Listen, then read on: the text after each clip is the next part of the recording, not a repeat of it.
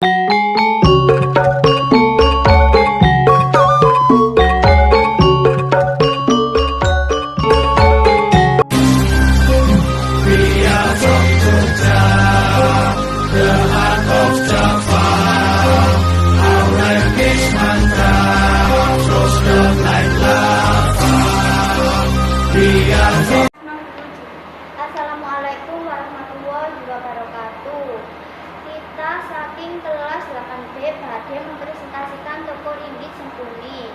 Tepangaken asmaning kula Cantika Safa Azhara. Tepangaken asmaning kula Anindita Rupianti. Tepangaken namaning kula Adelia Eka Ardiani. Tepangaken asmaning Deni Gandini. Tepangaken asmi kula Alfia Putri. Tepangaken asmaning kula Cherry.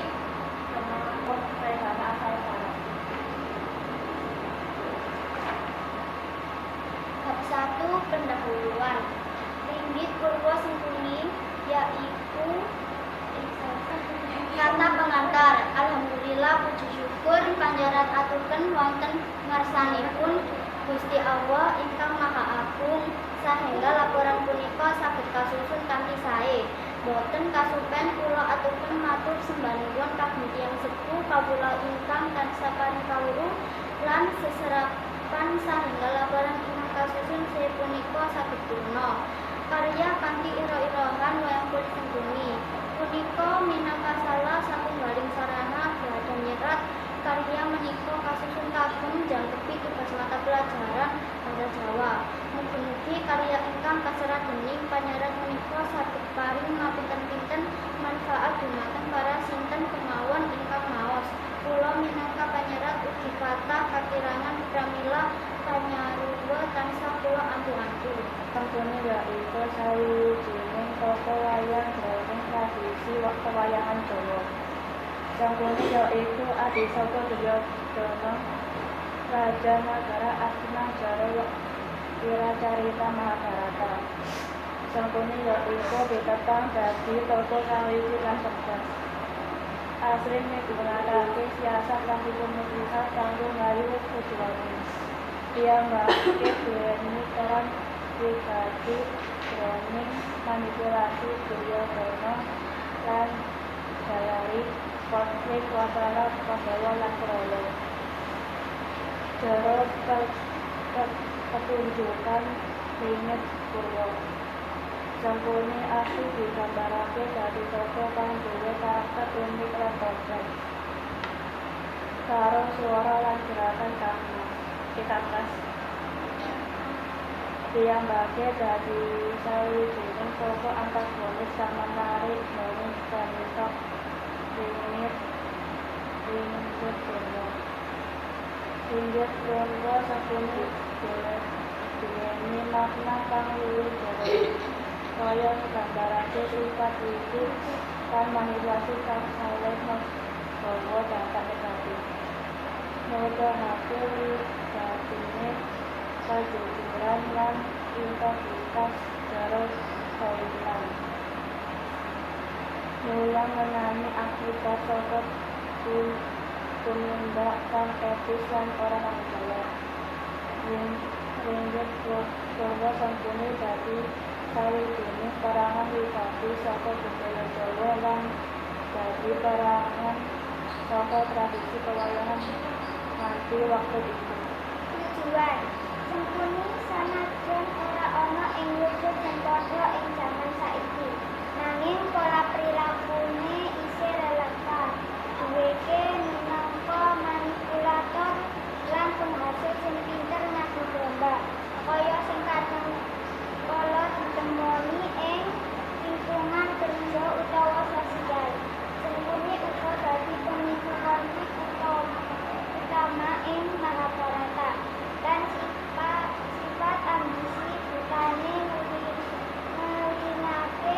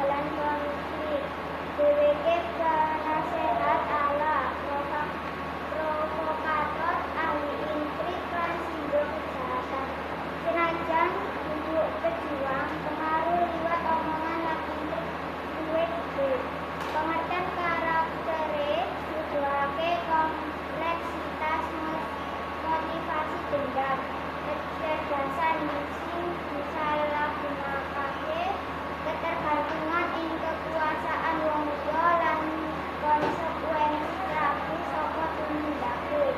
Saka semuni awaké dhéwé bisa sinau babagan bebaya manipulasi ambisi buta dendam lan pentingnya prinsip moral. Sejarah wayang kulit Sangkuni di Indonesia.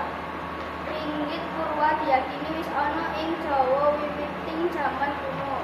Adoh sedurunge mlebete pengaruh Hindu Buddha. Wiwitane diperkiraake digunakake jero ritual pemujaan roh leluhur. Pengaruh Hindu Buddha nggawa mlebu cerita-cerita epik kaya Ramayana lan Mahabharata kang banjur diadaptasi menyang jero pertunjukan Ringgit Purwa. Ringgit Purwa terus ngembang ing sawetara kerajaan ing Jawa, klebu Mataram kuno, Kadiri lan Majapahit. Ing masa Islam, Ringgit Purwa uga dadi media dakwah, utamane dening Sunan Kalijaga. Bangun lan cerita wayang ngalami penyesuaian ben selaras karo ajaran Islam. Ringgit Purwa banjar sumebar menyang sawetara laladan ing Indonesia karo ciri khas dhewe-dhewe. Kaya Ringgit Purwa Jawa Tengah lan Wetan, wayang golek Sunda, wayang sasak Lombok lan liya-liya. UNESCO ngakoni Ringgit Purwa Indonesia dadi warisan budaya tak benda ing taun 2003. Sangkuni jero Ringgit Purwa. Sangkuni yaiku sawijining tokoh antagonis utama jero wiracarita Mahabharata.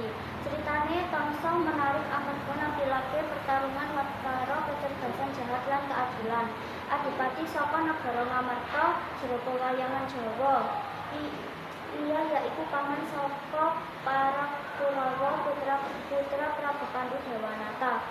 Dununge dadi adipati manehake pengaruh lan akses menyang kakuwasaan. Tokoh licik lan jahat. Ikilah ciri khas Sangkuni. Ia kondang karo kecerdasane kang luar biasa nanging digunakake kanggo tujuan jahat. Ia winasih jero intrik, tipu daya lan manipulasi. Ia asring migunakake siasat licik kanggo ngayu tujuane malah menawa itu ateges ngorbanake wong liya. Ia yaiku dalang ing wale akeh tragedi lan konflik jero cerita pewayangan Mahabharata. Winasih strategi perang. Sanadyan licik, Sangkuni uga diakoni dadi winasih strategi perang. Ia mampu ngrancang taktik kang cerdik lan efektif. Sadiyan asring didasarke ing tipu daya lan keora adilan. Kawujud wayang karo ciri khas. Sangkuni digambarake dadi wayang karo ciri khas fisik kang nyerminake sifate. Ia asring nduweni rai kang bengkok utawa medeni nggambarake kelicikan. Tokoh kang kompleks. Sadiyan digambarake dadi tokoh jahat, Sangkuni uga nduweni sisi kompleks. Pirang-pirang versi cerita nuduhake menawa piyambake kasurung dening dendam utawa kegayuhan kanggo nglindungi kulawargane.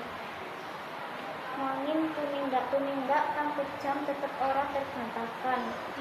Kuning sifat membagi kecerdikan, ambisi lan kelicikan dulu karo sifat Sangkuni kanthi tekan manipulatif. Abang sifat mengambilake keberanian nanging jero konteks Sangkuni oleh ngembarake keberanian jero intik utawa tipu muslihat. Coklat sifat nglebani sifat membuni nanging uga oleh ditegasi dadi kestabilan kang gawean amarga Sangkuni asing berpura-pura.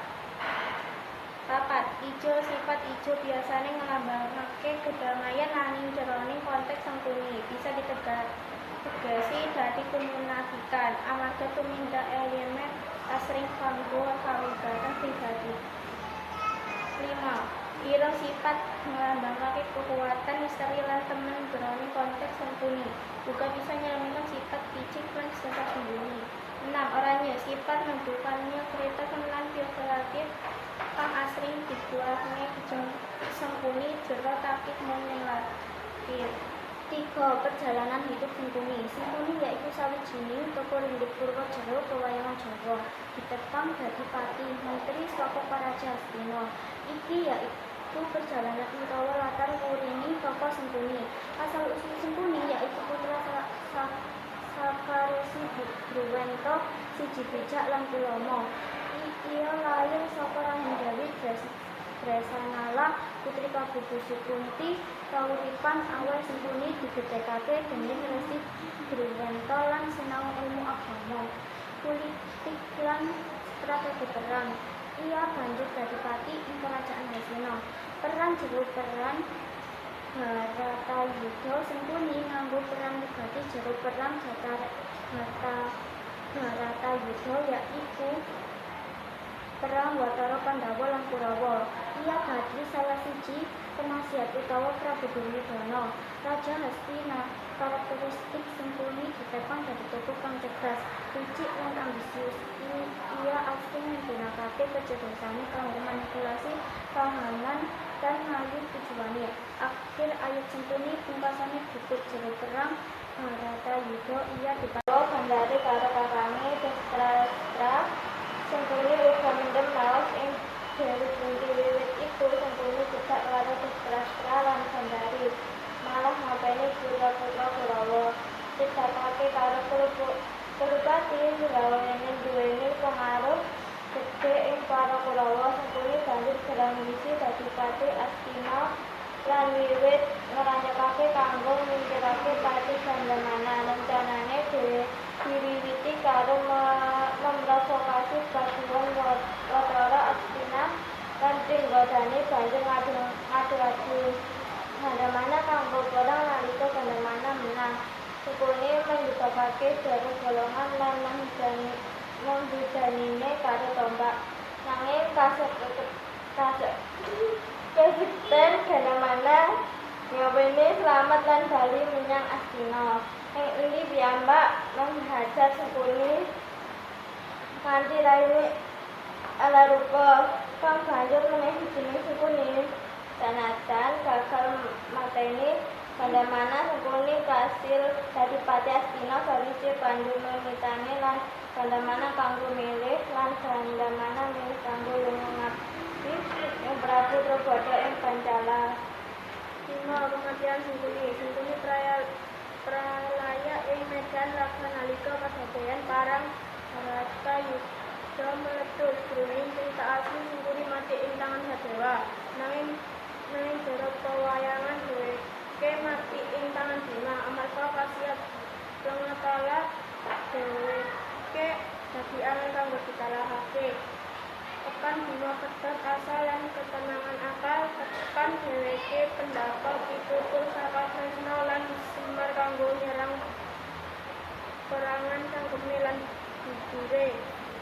Amarga rong perangan iku kang ora untuk kasiat Balagatala lan pungkasane Sengkuni dikalahake senajan durung mati amarga kasiat Lengatala. Jero kalahan para Cangkeming sobek lan awake remuk.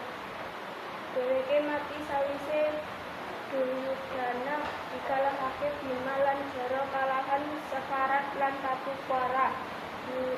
Duryuda sajanang menawa dheweke mung arep mati bareng bojone Dewi Gunawati amarga bojone lan pasangan urip lan matine.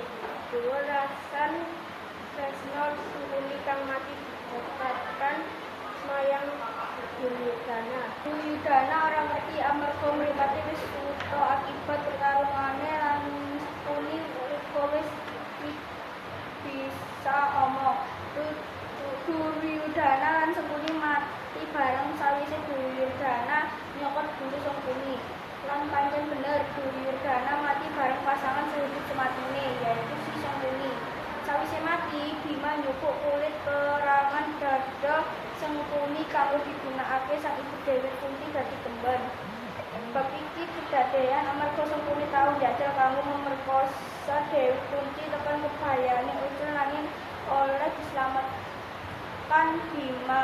Kan putih bersumpah ora arep maneh minggunake kebaya sedurunge minggunake kulit Sangkuni dadi kebaya.